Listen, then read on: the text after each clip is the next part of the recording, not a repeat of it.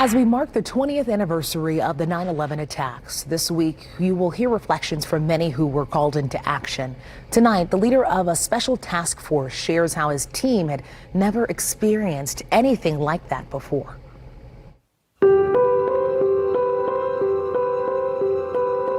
It was a dark day for the country when the 9/11 attacks took place. People were killed, lives shattered. Immediately after, help and support started to pour in. Across the country, teams responded to the disaster.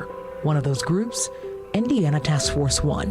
We were activated just like a number of other teams, and so FEMA typically would deploy the closest 3 teams to an incident, but based on September 11th, there were 2 incidents that teams were being sent to the Pentagon and the World Trade Center. And so he starts to take us back in time. The first impressions that I saw as we crested the hill, still in New Jersey, coming towards the Lincoln Tunnel, and we saw the smoke coming from Ground Zero. And we crested that hill and I saw the smoke and I'm like, they're gone. He had never experienced anything like this before. You know, you see destruction that a tornado can occur into a community, flash flooding, where we've been on other deployments for hurricanes, but nothing to that magnitude of destruction. It was a tough job to handle, physically and mentally, but they were focused. I think for the most part, everyone kept their emotions in check. We were there to do a job.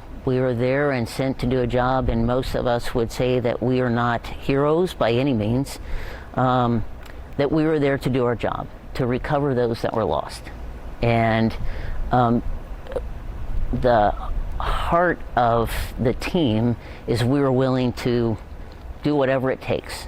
The team also included canines. We would stage outside and we would have conversations, and the canines, they were trained to search for live victims.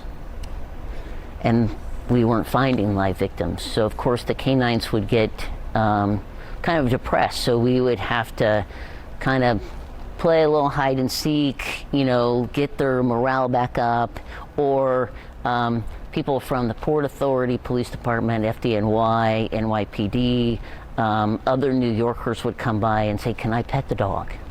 Those are the memories that really kind of touch your heart. Yet the support was not just for them. The thing that outside the canine events that happened almost daily, the people were standing alongside the road with signs, cheering, clapping, and they were there all day and all night. It didn't matter.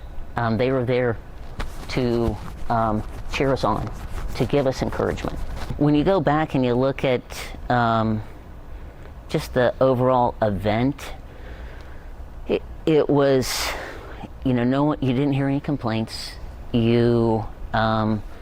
And there were several incidents within that incident where we had a couple people that were injured from various things that happened at the pile, but not a single person would complain, because we knew that we were on a mission that was above us. From that disaster, health challenges emerged. And what people don't realize is there's been as many deaths contributed to the health issues associated with Ground Zero since 9/11 in the 20 years. We all came back with what we would call Ground Zero cough. And other people would develop other side effects from our exposures there. We've lost 4 team members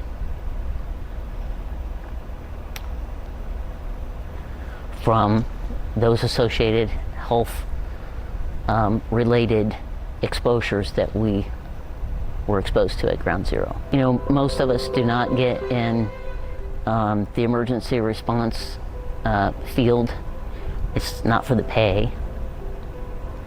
It's something from within. And so we want to give back to our own communities. So, when we look at September 11th, the 20th anniversary is a